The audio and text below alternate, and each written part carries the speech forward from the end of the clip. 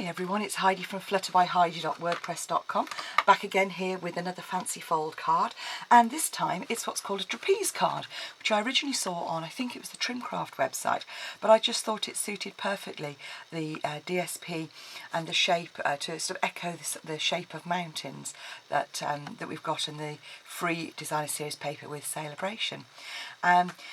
And this is just a card I wanted to make for a friend of mine who's going through quite a lot at the moment. And as well as the Celebration DSP, we've used this lovely glitter ribbon just as a little accent as well. So it's very straightforward. As I try and make all of our fancy folds, it is literally just 5 score lines and a bit of folding. So let's get on with making the card. To start off with, you're going to need your trimmer, and you're going to need a piece of card that is 11.5 by 5.5 inches. And I've scored that in half to make a card blank at 5 3/4. So that's 29 by 14.5, scored at 14.5 centimetres. And then you're going to make a mark on the middle score line at the following points. So you're going to mark it at 1.5, not using your cutting blade, at 2 1/4, and I'll give you the centimetres in just a moment, at 3 1/2,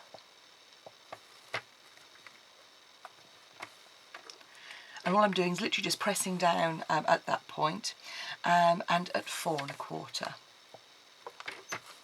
So obviously this is at the 5 3/4 or 14.5 mark on your trimmer. So so those measurements for the marks in centimetres are 3.5, 5.5, 9 and 11. Then having done that, you're literally going to score from that mark to the bottom corner on either side. So line up your mark in the middle of your trimmer, and obviously you could do this with a ruler if you wanted to,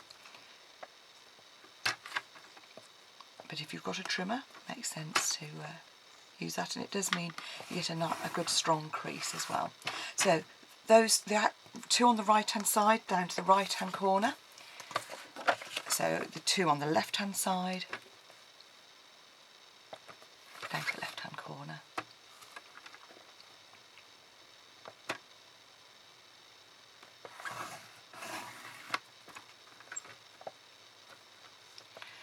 So I'm literally just lining up. I'm not talking very much, am I?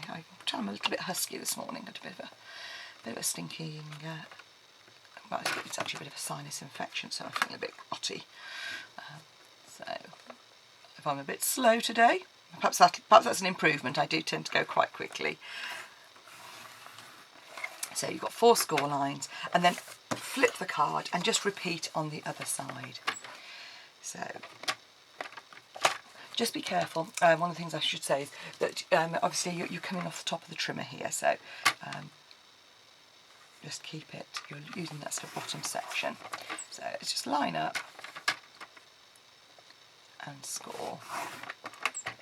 And if you go over very slightly, don't worry, it will all come right in the end.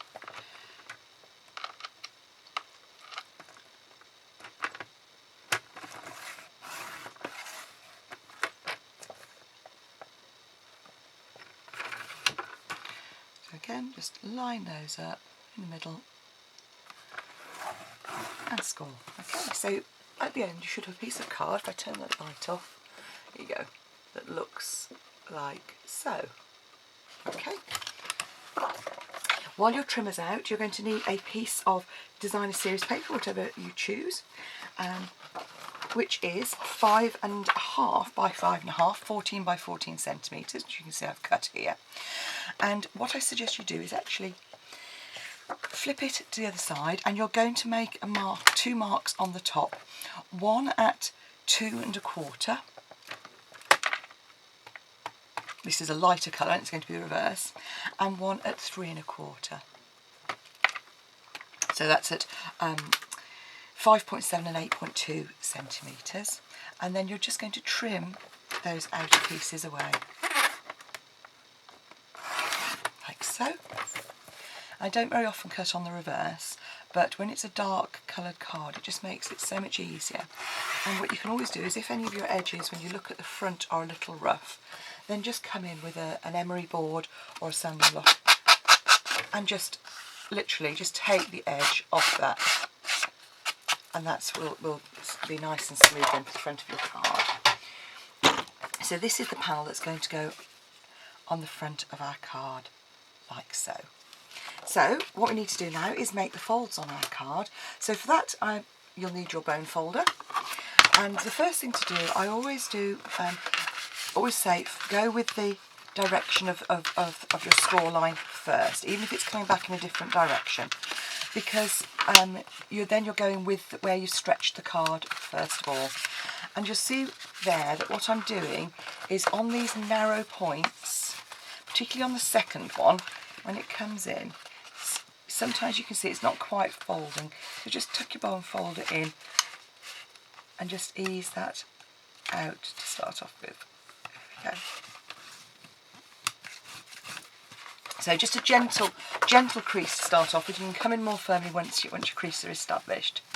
And this really is the trickiest bit of the whole card.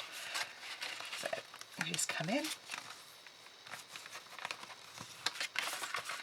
then do the same on the other side. So this is our fourth lot of creases. Just, I hope you can see it. Literally, I'm just folding in. And again, it's this bottom bit where it's a sharp crease. Okay. And then having done that, these outer ones you're going to actually bend in the opposite direction.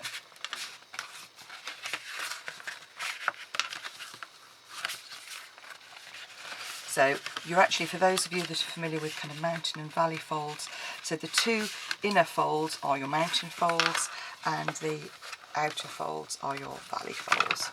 So you'll end up with a piece of card like this, and all you need to do is literally just fold on. It helps if you score in the middle first, of course. We're really useful to do that to start off with. Then all you do is literally just pop that in there and put our card together. Like I said, just make sure before you do any vigorous scoring that you've just kind of lined it all up. I did do one where I got it all done and then scored it, and there was a little crease and I ripped the corner of the card, so not ideal. So just come in then and reinforce those so that they fold flat. And then all that's left to do is to decorate. So open it out flat, and you'll see on the original card what I did was I have stamped down either side on the front, and also I've stamped on the inside here as well. So I've used smoky slate, and I've just used what I call second impression stamping. So we do the inside first. So stamp once, stamp off, and that way you get just a lighter colour. And then you can come in with whatever clouds or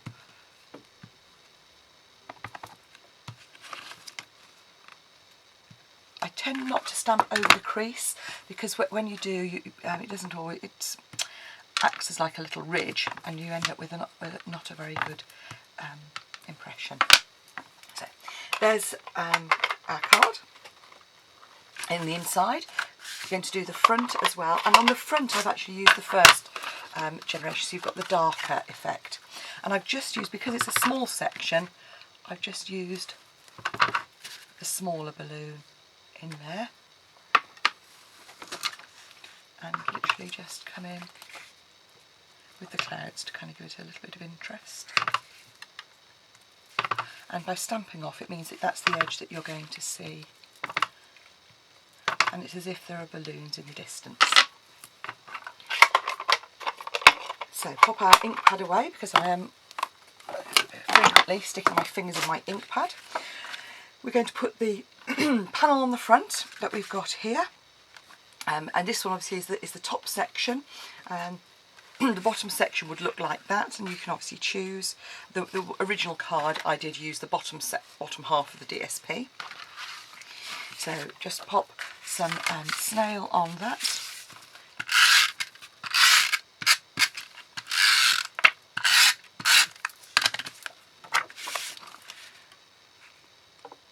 Just centralise that on the card. And then to do the rest of the card, what I've actually used is this lovely balloon set here. And this is the, as you can see, this is the Up and Away Thinlits, and it includes this fabulous big balloon here. And what I've done is I've cut one in some smoky slate card, and the reason I did that is because, again, I wanted to echo the colours in the card that we were using, and give it a really nice sort of soft effect. But obviously you could use whatever colour you choose. Of course you can use whatever colour you choose to use, but whatever colour scheme you've got going on your card. And literally all you're going to do is just cut one of those out using whatever die cutting machine you happen to have. And with these intricate dies, you do find that sometimes they need a couple of passes through in different places depending on where your kind of high spot is. But you can use also you can use a shim as well, which will help. But once it comes out, you'll see. Let's look at that. All those pieces really come out very well. Occasionally you get the odd one stuck, and either you can use your die brush if you've got one, or just a pokey tool as well. Clear those out of the way. And then what you've got is a really pretty balloon die there. And as I said, the die brush, which I happen to have misplaced my die brush at the moment. I've got my mat, but I haven't got my brush. I have put it down somewhere when I was doing lots of these die cuts. So you'll end up with a pretty balloon like this, and within the pack of dies you get these curved shapes which make your balloons, balloon colours. So you can either have your balloon absolutely identical, you know, or in one solid colour, in which case just glue it onto the top, or you can use the different colours as I've done here. And I've used a combination of soft sky and some marina mist and some dapper denim to give that kind of graduated effect. And what I do is when I cut them out, actually I keep in the back of my pack of dies a little CD case that I put any spare die cuts in once I've finished. So just one of these, and when I finish cutting I put a few extras in there. So, you know, I've got an extra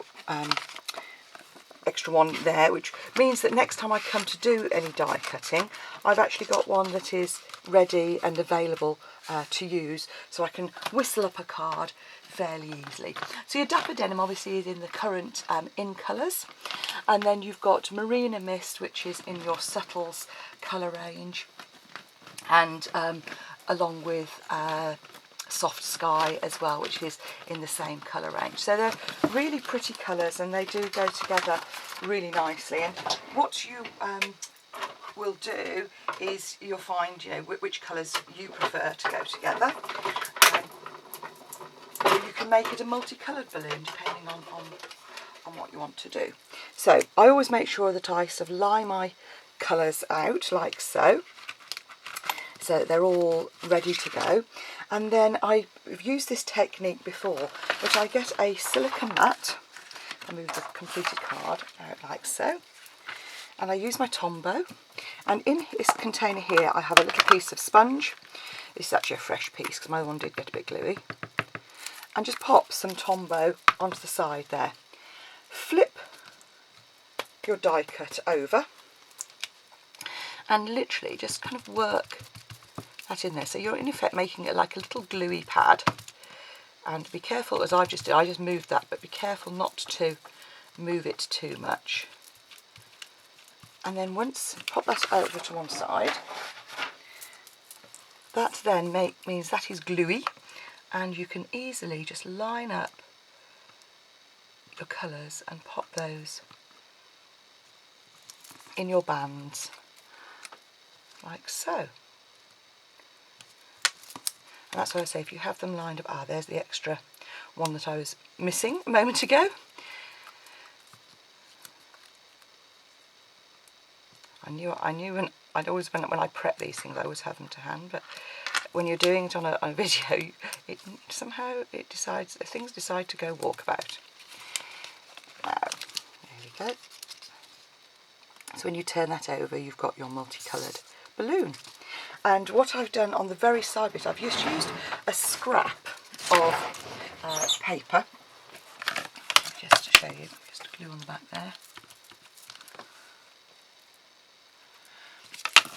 And to do the bottom, actually what I did was I just used a scrap from the leftover DSP. And obviously you can keep that to one side as you want to, and literally just trim that away. There is a die cut for the bottom basket as well, but if I was doing a whole load, I'd usually have one to hand. So there's our balloon, our card, and all we need to do is come in now with some of our dimensionals, and I do pop one on the bottom there, just a couple up here, and pop this on the top. I don't press down too hard because I want to wait until I've got the sentiment in place. So we'll put that to one side now and come in and do our sentiment. And for our sentiment, I've got a piece of Whisper White cardstock, which is 2 1/4 by 1 inch, and I've got a piece of the Smoky Slate, which is, look at my dimensions, 2 1/2 by 1 1/4, so 6.5 by 3 centimetres and 6 by 2.5 centimetres. And then all you need to do is stamp your sentiment, which I also appear to have lost. It will turn up in just a moment, I'm sure. And then for the decoration, I've just cut 2 pieces of Smoky Slate ribbon.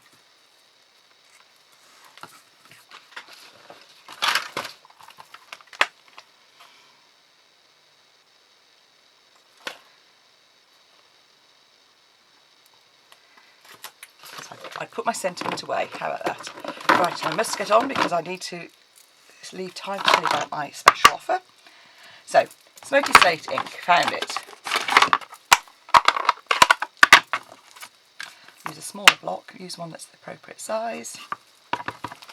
I'll probably be a rubbish stump because it'll be all over the place. There you go, just a note to lift your spirits. Adhere that to our panel, like so. Then again, a couple of dimensionals, just come in on the back there.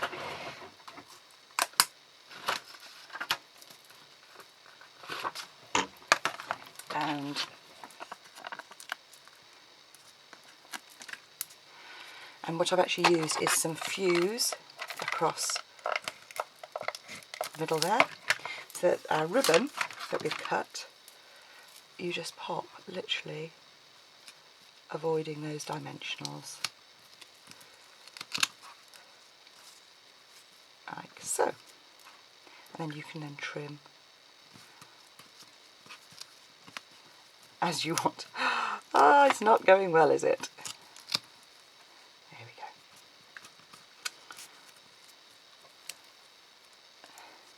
Right, so there's our card. Let's layer it up. Our balloon, our sentiment, complete with our ribbons. Pop some of these clouds on, which you can just pop in behind what you're doing, like so. And there's our finished card. And on, which I will readjust those ribbons so they actually look slightly better. On the matter of the giveaway, this is what I really want to tell you about. Anybody who places an order for £45 with me in the month of March 2017 will be given a free entry into the draw to win this stamp set. So if you're in the UK or the European countries that Stampin' Up support, place your order and you could be winning this brand new Letters for You stamp set. So hope you join me. Come and shop with me. Details below. Bye for now.